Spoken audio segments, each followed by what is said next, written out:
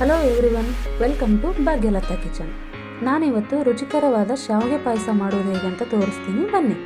ಅದಕ್ಕೆ ಬೇಕಾದ ಸಾಮಗ್ರಿಗಳೆಂದರೆ ಹಾಲು, ಶಾವಿಗೆ, ಸಕ್ಕರೆ, ಡ್ರೈ ಫ್ರೂಟ್ಸ್, ಏಲಕ್ಕಿ ಪೌಡರ್, ತುಪ್ಪ.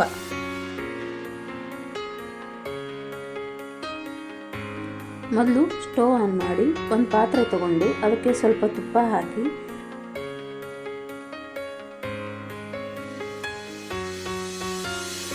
ಕಟ್ ಮಾಡಿ ಎತ್ತಿಟ್ಕೊಂಡಿರುವಂತಹ ಡ್ರೈ ಫ್ರೂಟ್ಸ್ನ ಹಾಕಿ ಚೆನ್ನಾಗಿ ಬ್ರೌನ್ ಕಲರ್ ಬರೋವರೆಗೂ ಹುರಿದು ಎತ್ತಿಟ್ಕೊಳ್ಳಿ.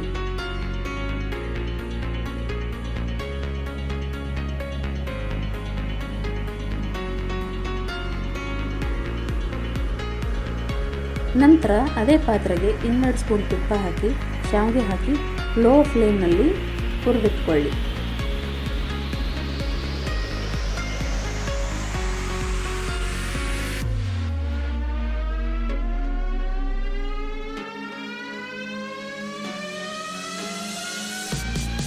ಇವಾಗ ಒಂದು ಪಾತ್ರೆಗೆ ಹಾಲು ಹಾಕಿ ಒಂದು ಕುದಿ ಬರೋವರೆಗೂ ಚೆನ್ನಾಗಿ ಕಾಯಿಸಿ.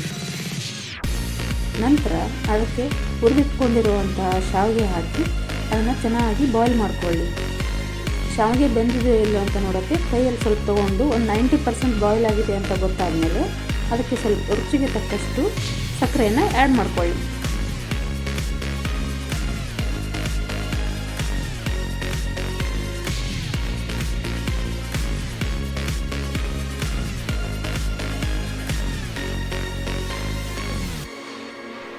ನಂತರ ಹುರಿದಿಟ್ಟಿರೋ ಡ್ರೈ ಫ್ರೂಟ್ಸ್, ಏಲಕ್ಕಿ ಪೌಡರ್ ಹಾಕಿ ಚೆನ್ನಾಗಿ ಮಿಕ್ಸ್ ಮಾಡ್ಕೊಳ್ಳಿ.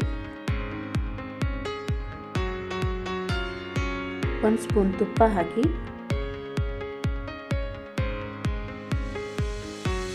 ಒಂದು ಬೌಲ್ಗೆ ಅದನ್ನು ಸರ್ವ್ ಮಾಡಿಕೊಂಡು ಡ್ರೈ ಫ್ರೂಟ್ಸ್ನಿಂದ ಗಾರ್ನಿಷ್ ಮಾಡಿದರೆ ಈಗ ಬಿಸಿ ಬಿಸಿಯಾದ ಶಾವಿಗೆ ಪಾಯಸ ಸವಿಯಲು ಸಿದ್ಧ. ಇದೇ ಥರದ ಹೆಚ್ಚಿನ ರುಚಿಕರವಾದ ಅಡುಗೆ ರೆಸಿಪಿಗಳಿಗಾಗಿ ನಮ್ಮ ಚಾನಲನ್ನು ಸಬ್ಸ್ಕ್ರೈಬ್ ಮಾಡೋದನ್ನು ಮರಿಬೇಡಿ.